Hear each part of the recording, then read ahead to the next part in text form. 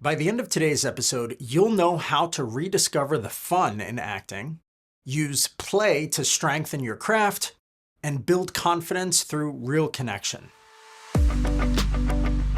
Welcome to the Actor's Career Compass, where we help aspiring screen actors find high-quality auditions, sign with great agents, and book major roles in legit productions. I'm your host, Martin Benson, and today I'm going to be talking with Dennis Connors, who is an actor and a coach. Dennis is going to be sharing a unique exercise called the line game, which is a simple but powerful way to unlock presence, listening, and truthful emotion in your acting. He's also going to be talking about why exploring every corner of your craft, from improv to Shakespeare, even to voiceover, might just be key to your next big breakthrough.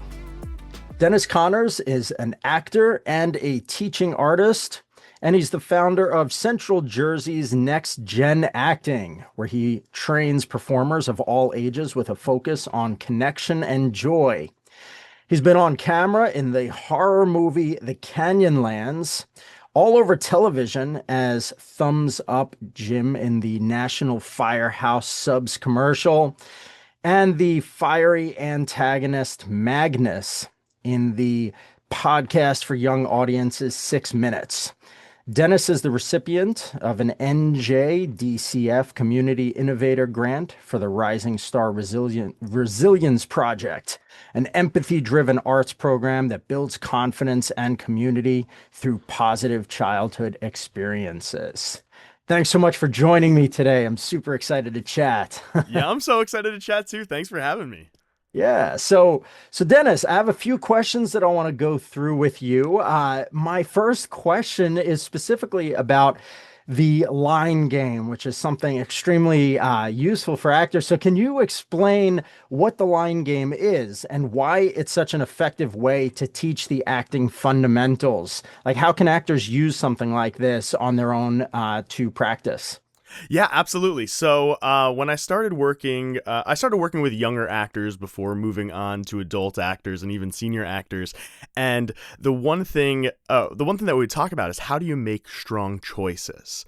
Mm, And so this game I created to just cut straight to the chase of how do you make a strong acting choice, and specifically, how do you make a strong acting choice for an audition? A lot of times you're not given the background of the characters, nor are you given the scenes before what you're yeah. reading on your sides, so you have to make a lot of assumptions. So what the line game does is it takes you through some of the quickest, easiest assumptions you can make, and then allows you to make a strong choice based on those assumptions.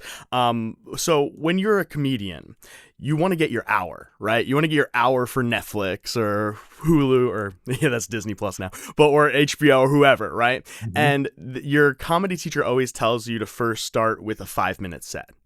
But you can't get to a 5-minute set until you get one line, right? So the line game is kind of like that sketch comedy idea, but for actors. Okay.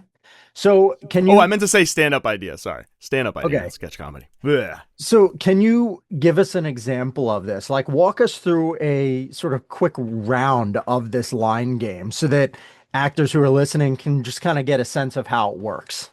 Yeah, absolutely. Do you want to be a guinea pig in the game? Yeah, of course. I mean, Absolutely. always happy to be a guinea pig. So I'll give you an example first, and then I'm gonna have you in a couple of seconds choose a number between 1 and 30, because I have 30 different lines already prepared. Okay. So in this game, in the first round, what you do is you're going to have a line, and you're gonna have to say it 3 times, 3 different ways, no direction at all.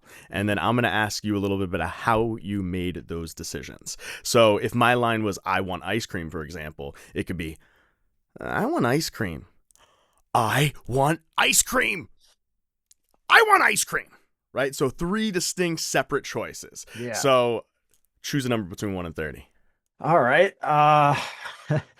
I literally looked at my calendar here, which is open 17. Today is the 17th. Oh, 17. Okay.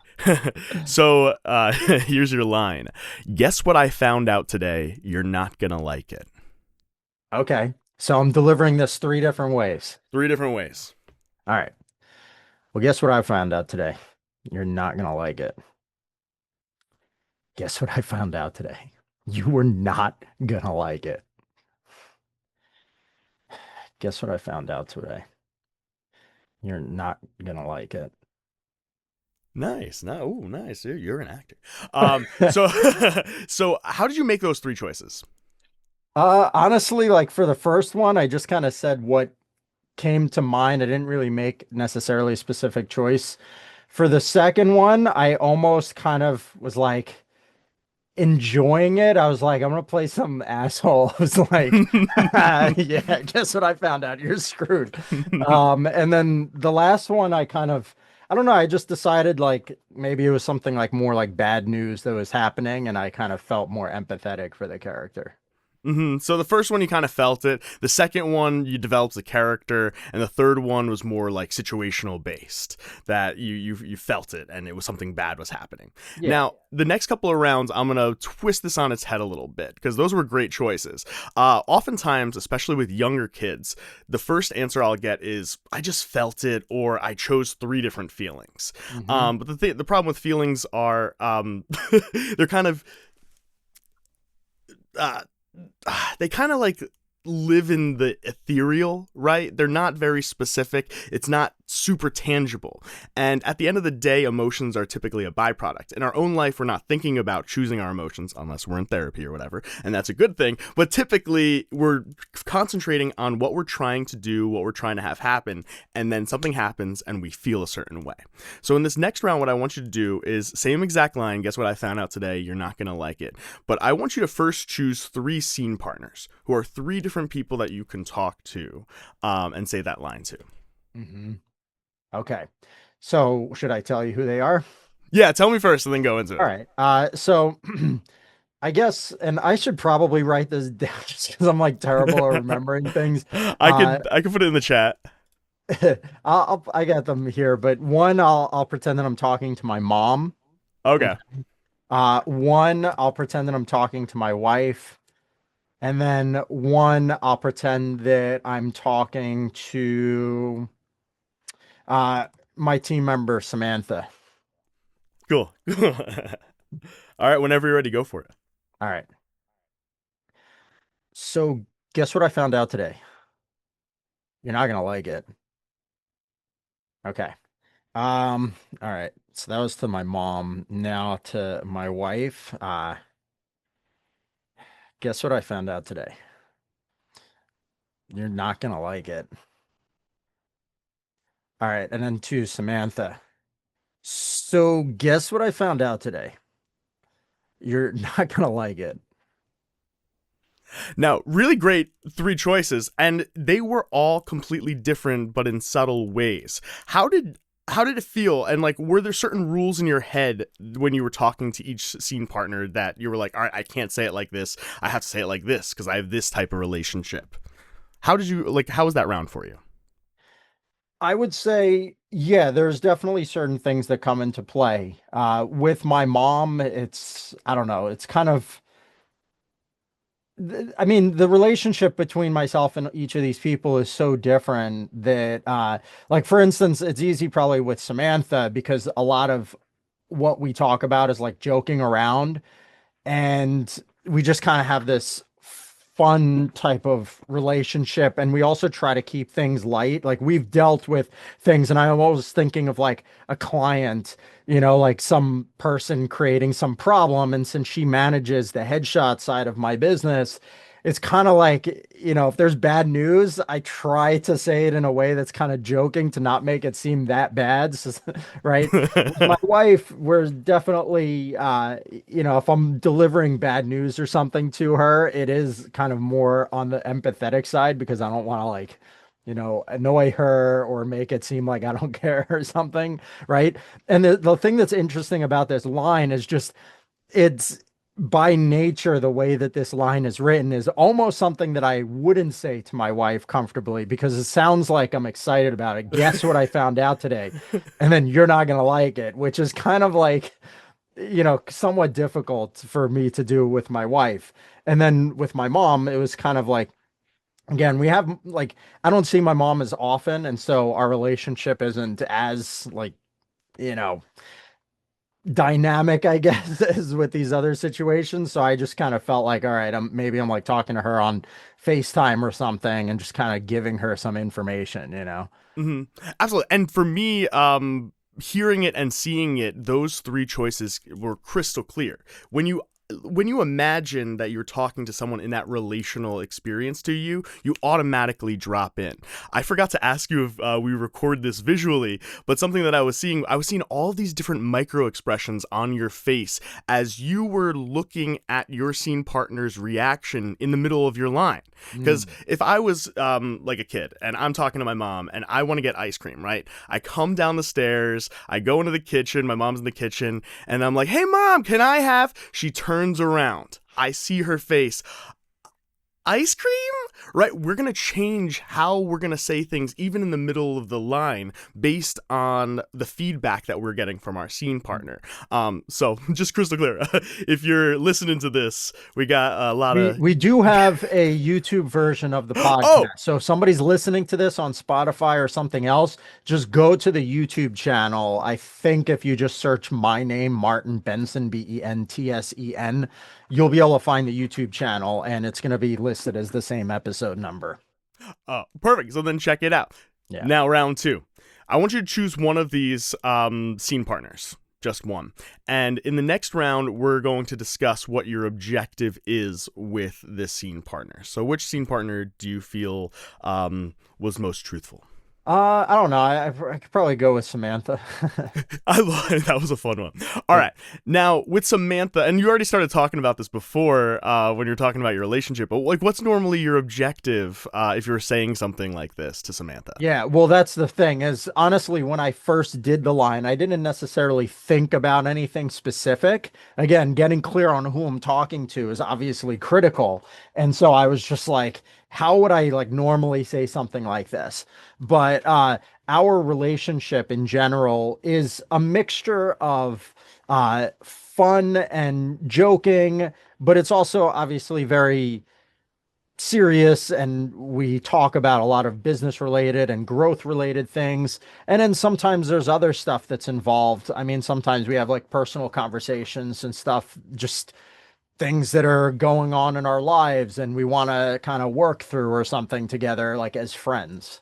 Mm-hmm. Oh, absolutely. And so you kind of like live in this place between two objectives where you want to get down to business, you want something to happen, but you also don't want it to be too serious that you cause an anxiety attack or cause Yeah. someone to second guess themselves or any of that, right? Like in my line, I want ice cream. I have dual objectives, right? I want to eat that ice cream because it's so tasty, but I also don't want to gain weight. I don't want to be unhealthy by eating too much ice cream. And we as humans live in between those two realities. Now you've picked your scene partner. Your objective, let's make a tangible one. Are you trying to give them news about something that went wrong with a headshot I mean, that, client? definitely makes sense.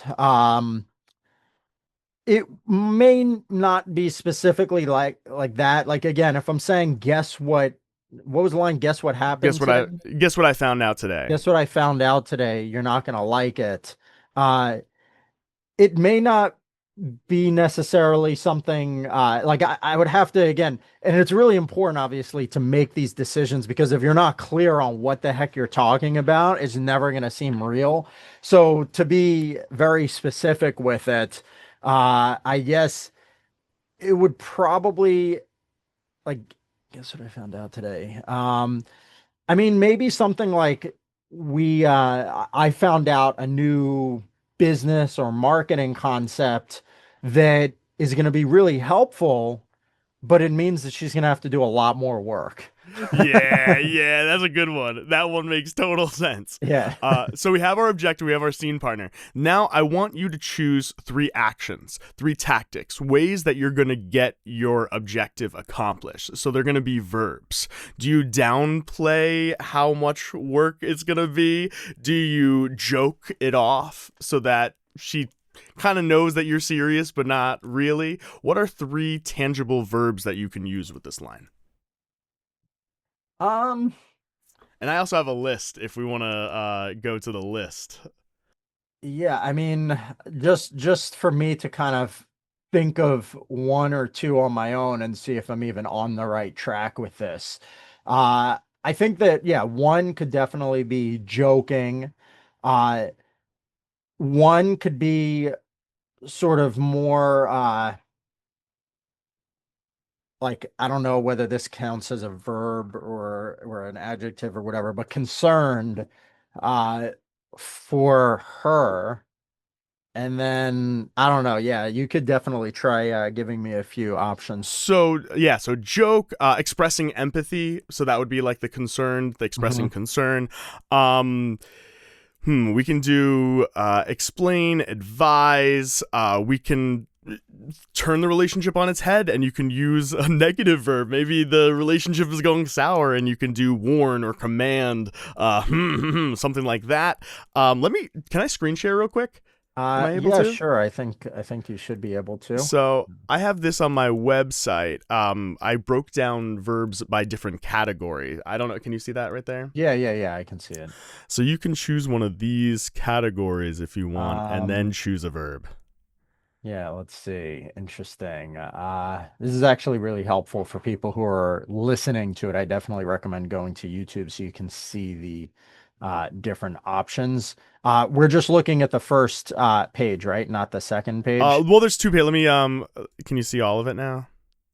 I would say, yeah, yeah, I can definitely see all of it now. Um, it definitely feels awkward to, but I could I maybe go with tease. Tease. Okay, so joke around, express concern, and tease. All right, I'm gonna close this off, and I'm gonna let you go for your last three takes. All right. So guess what I found out today? You're not gonna like it. Okay. Um, guess what I found out today? You're not gonna like it. Okay. So that was the first one. Um, guess what I found out today? You're not gonna like it. And it's a tease. Guess what I found out today? You are not gonna like it. Nice, nice choice. How do they feel in terms of groundedness and connection for you?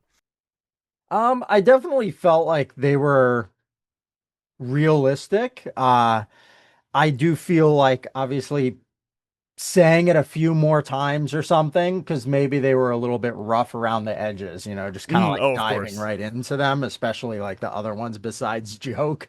But I did feel kind of, like they all worked in a sense.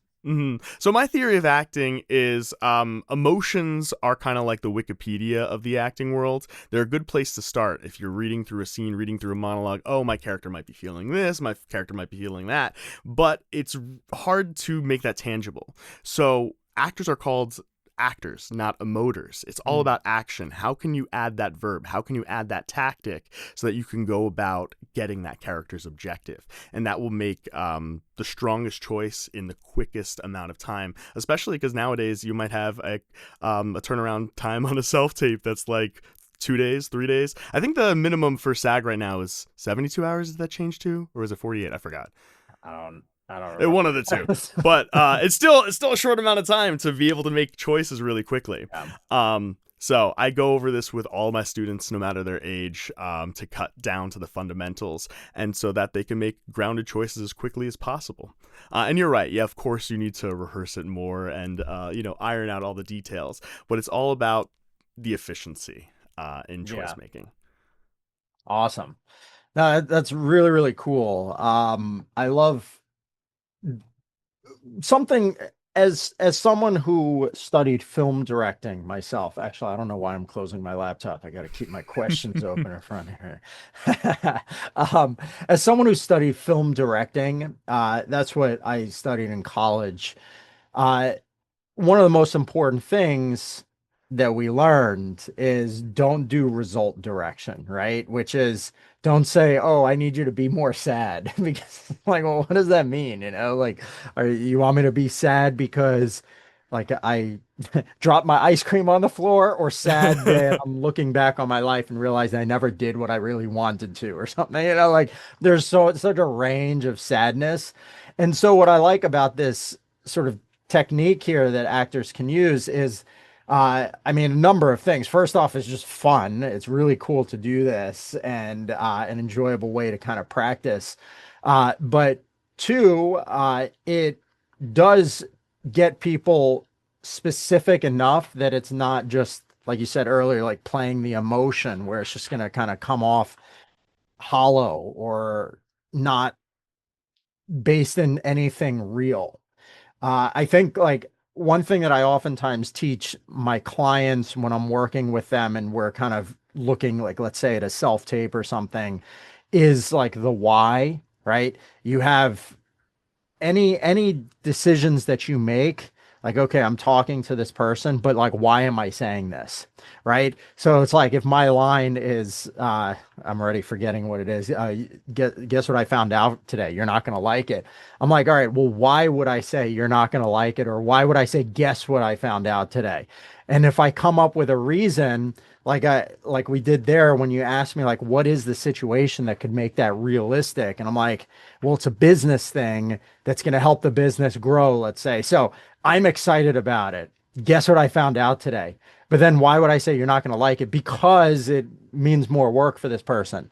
So getting clear on those things and not just trying to play the emotion, which is all about what uh, your technique here works, focuses on the line game. It's just so important and realistic. And I love that it's like very simple because yes, like 48 hours. I mean, I recommend even, I don't know what deadlines and stuff there are, but I always tell people like the faster you could get it in, the more likely that you're going to be at like the top of the submissions. And many film, even small, especially smaller like indie productions, they'll get so many submissions over the course of like a week or two, but most of them come in within the first like couple days. And so if you can be at the beginning of that, lots of times they even make a decision before the end of their deadline. And so if you wait until the deadline to submit, either because you just put it off or because you're just like, I need to make so many choices and do all of this stuff that's going to take forever,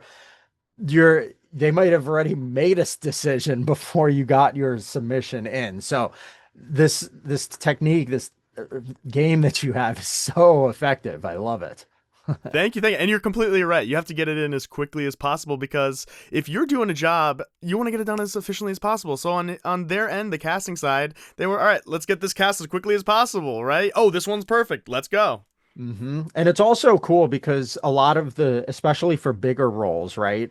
You might only have one line. You might not have a lot of stuff to do. And so this lets you really kind of make that one line so much more realistic. Hmm. It's hard to do just a single line in an audition. It's good for And those co-star roles. yeah, exactly. And the other thing is like I am always telling my clients. I actually just did an interview with a coach, a life coach, actually yesterday. I don't know when it's going to be airing, but we were talking about the whole idea of rejection and how like if it's a really important audition, it can make like you like get way more nervous about it and stuff. And the whole thing is at the end of the day, like, yeah, sure, there's a lot of different mental tactics that you can apply to help yourself work through that. But if you just start getting a lot more auditions, a lot more up at bats, it's going to automatically decrease your stress levels. But what happens when you get a lot more auditions, you have to be able to prep for them way faster and still do just as good of a job. And that's what this whole line game that you have here solves for people, which I love. Thanks. Yeah, you got to build your machine, right? Yeah. Like people think of building it like building your own craft, but I like thinking about building your own like production line, right? If you have a production line, you know the steps to do, you just plug it in. And if you have a different blueprint, you plug in the different blueprint and it'll set up differently. Some people, it's funny though, because sometimes you hear things like that, and I'm all about like, hey, let's systematize this and how can you get this done more efficiently and easier and everything. And some people will be like, oh, well, if I'm like systematizing and following this process for each audition, there's no more art there. And it's like, okay, maybe that's partially true, but if you can figure out something to kind of remove the the repetitive parts of it and you know what choices, then you kind of free up brain power to actually do like a better job in the actual performance of it. I'm glad you put it exactly because like that I've been trying to figure out how to put it in the way I want to think about it, and that's the right way, right? Because all these choices, if you can get everything automated so that you don't have to worry about these bigger things that are like acting 101, then your acting, you get to be even more specific, right? The best plays, the best TV shows, the best films, any piece of art that blows us away, it's all about the granular details. It's all about the specificity. And if you don't have to worry about the bigger things, then you're able to just focus in and focus in and focus in. It's kind of like a fractal. And as you keep going, there's all these new beautiful shapes and patterns, and the art just keeps going. Somehow. Yeah. It's always there. Nice. Well, my next main question here. So at Next Gen Acting, you encourage students to explore many different styles, like pretty much every style, right? Improv, voiceover, Shakespeare, on camera work. Why is exploring all of that so important for growth? So I'm gonna start with a little bit of a personal, and then I'll go into like the pedagogy of it. When I was going to school as a kid, trying to become an actor, it was always like theater first, or only musical theater opportunities. And it's like you can't get into Shakespeare or film or voiceover or mocap or all of these things until you're of the advanced caliber. But then once I've started experiencing all of those things, I realized that those auxiliary skills or those other disciplines of acting actually make you a stronger actor, right? So over the pandemic, what I realized with a lot of my students and myself is we were stuck on Zoom. I feel like everybody's on camera skills got better on Zoom because you had to be aware of your eye line. Like, I mean, I stopping myself, but I keep like looking up at myself to see how I look instead of like focusing on you two. But we got really, really good at that type of stuff. And when you do on camera work and you constantly look at, the videotapes of each of your performances, you can get better and better and better just by absorbing that. When you work on voiceover, you get to just like specify the intricacies of your character's voice without anything else. Yeah, you're doing motions and whatever, but for that moment in time, you get to isolate that part of a character. You take the isolation of the voice, take the isolation of the eye line, take the isolation of your body in movement classes, or even voice and text in Shakespeare classes, and it's kind of like a pinwheel up. They make you better at certain skills in acting, and then that grows you as a full actor going up. And I honestly wish as a younger actor that I was able to do more on camera stuff earlier, because I would have felt more confidence. Because there's something with theater where like you do a performance and it's ethereal, it's gone, it's maybe you have a recording, that's a good thing, but like most of the time, no, it's gone, it's in the archives, they're not able to watch it anymore. But when you have the tangible scene, the movie, the TV show, you get to like look back and say, I did that. And then also when you get better, you get to look back and be like, oh, I'm feeling cringe over that. I'm so much better. But that's a good thing too, because you got better.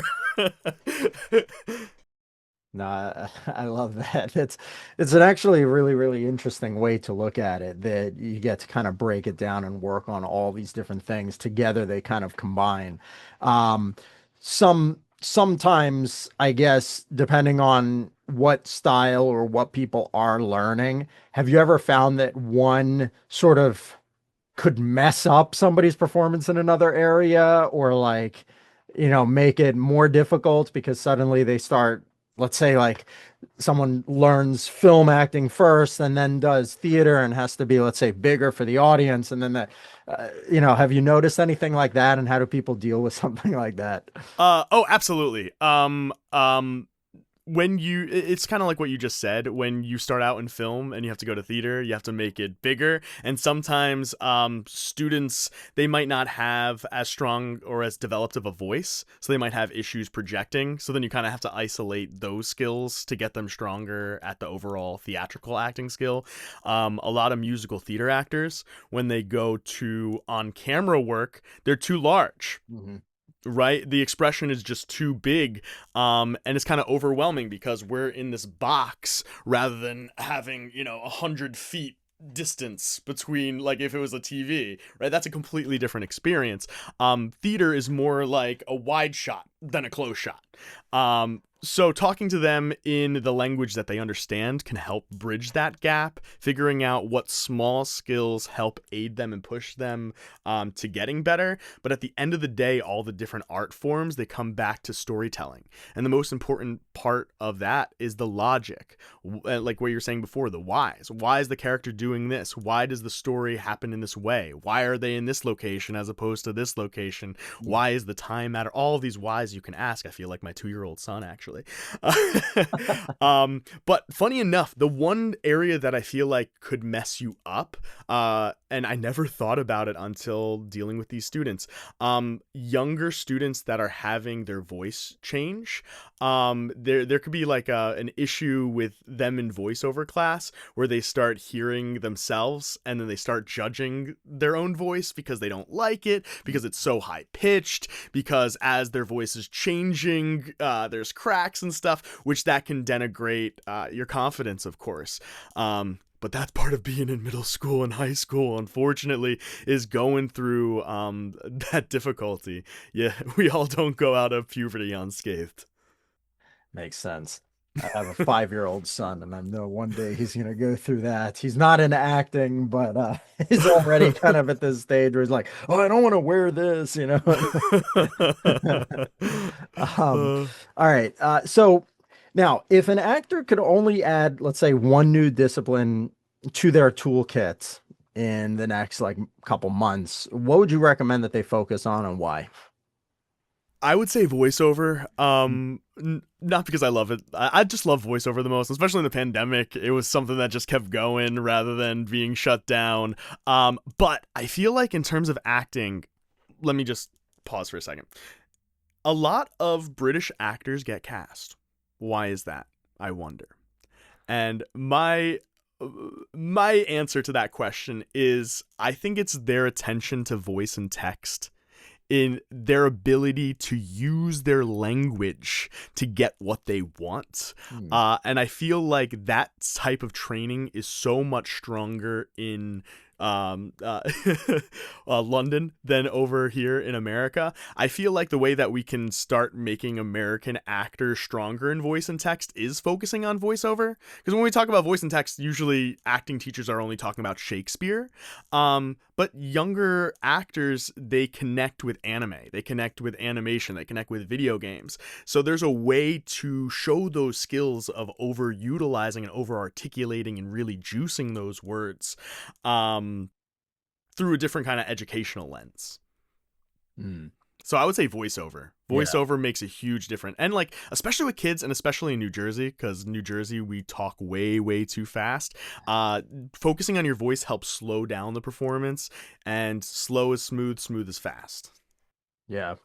That's really interesting. I love that. I also think that I mean, voiceover is cool because it's kind of, I mean, when you think of it, first off, I guess like self tapes and stuff, they do kind of require you to learn the technical side of stuff, like setting up your lighting and making sure that you get good sound and everything. But I oftentimes find that a lot of actors, when they do submit self tapes, they might have like a good background and decent lighting and everything, but their voice still can sound echoey or, you know, whatever. It's not like as good as it could be. Sound oftentimes does seem to be like the, you know, lesser of the two things that people focus on.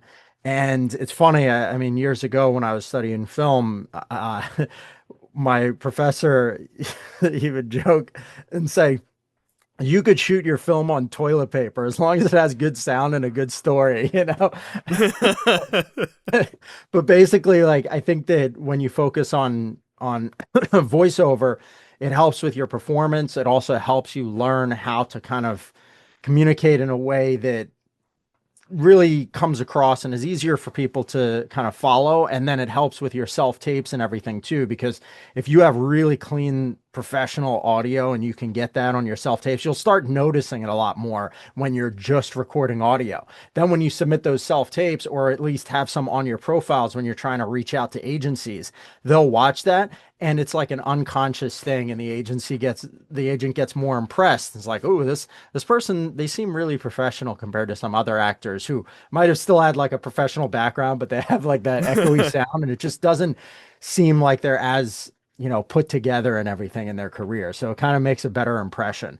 I love it. It's like you're saying, like the performance side, it really helps so much. And then it can even help with some of the technical stuff that you learn too. Oh, absolutely. And one more thing, like just to jump off of that, because I'm thinking of it now. It also, I feel like voiceover helps actors make stronger choices in between lines. And what I mean by that is when you're doing a character voiceover audition and you just say the lines, it's gonna come out so bland, so vanilla, right? In real life, we use all of these sounds that aren't part of the words. Gee, all of those stuff. And I feel like when you're focusing on voiceover, you get used to identifying where all those wallas, where all those vocal effort sounds go. And then when you go back to on camera or stage, it helps you make these solid choices in between the lines. Nice. Awesome. Super interesting stuff. My last main question for you today is, what are some strategies that actors can use to build confidence and resilience for themselves beyond the stage or set? So last year we won a grant to create a program, performing arts program for students with adverse childhood experiences from the ages of 12 to 18. Some of them were actors, some of them weren't actors. And our philosophy with this program was, if we give them access to a couple of these PCEs, positive childhood experiences that are important, that they would be able to push the resiliency up and the second guessing, all the negative consequences of having these negative childhood experiences. So what are those positive childhood experiences? Having someone besides your parents be an adult in your life that helps you out or cares for you, taking part in activities or events that are a part of the community, that are annualized, that's something that is like ritualized, and finding language that you can use to express yourself, especially express the way that you feel and communicate. I feel like a lot of, and now I'm going to go backwards and related to actors. I feel like a lot of actors sometimes think that their professional acting life is separate from their own personal life. And yes, to an extent it should be. Your personal life shouldn't be dramatic. It should be it should be less than theatrical. A boring life is usually a happy life. However, taking care of things in your life, and a lot of times, sometimes they aren't always happy, things can go wrong, that will have an effect on your actual life. So I think that some of these positive childhood experiences can also be remolded to be adult experiences, right?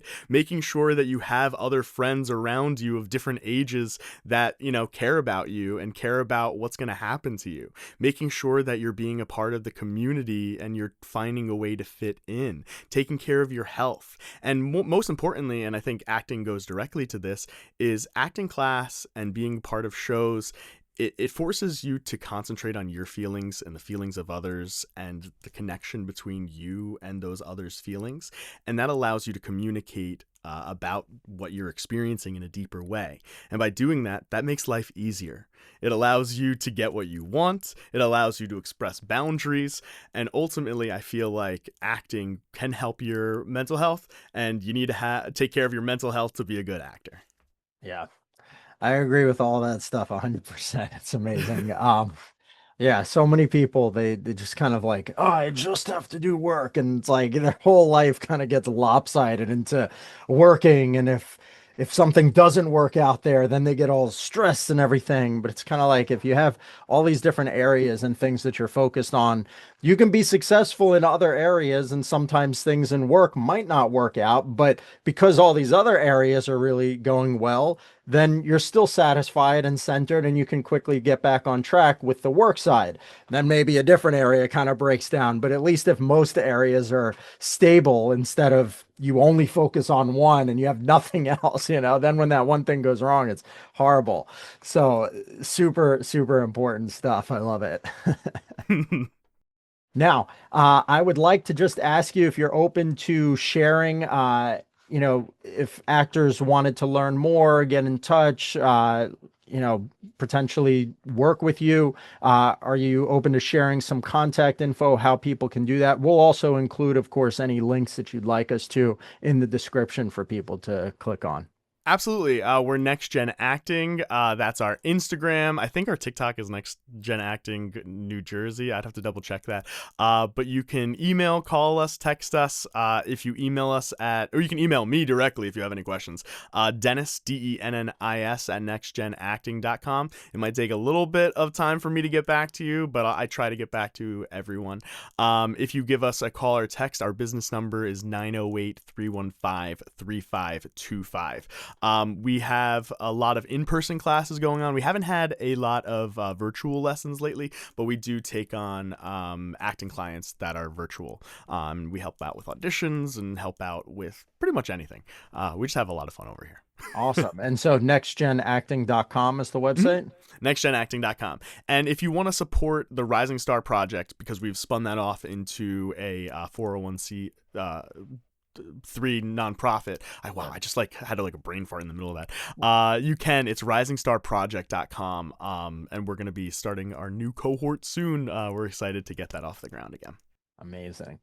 Awesome. Well, thank you so much. This was a really, really fun and interesting interview today with the exercise. I don't think I've done a live exercise like that before in any of these interviews, so that made it really unique. I'm hoping that a lot of people get tons of value out of this. I know that I did, and I'm sure that plenty will. So thank you so much for joining me today. This was really great. Thank you for having me on. This was amazing, and it was wonderful talking to you. And I hope we talk again soon. All right. Awesome. Well, thanks for listening. Now, if you want to dive even deeper on performance to make sure that you're giving your absolute best in auditions, I highly recommend checking out an episode I did called The Number One Mistake to Avoid in Auditions. That's episode number 44. I go deep on how to perform in an authentic way on camera and how to avoid indication, which is one of the most common mistakes that new actors make in screen acting. It's a great follow-up to today's conversation with Dennis. Again, that's episode number 44, The Number One Mistake to Avoid in Auditions, right here on the Actor's Career Compass. Thanks so much, and I'll see you soon.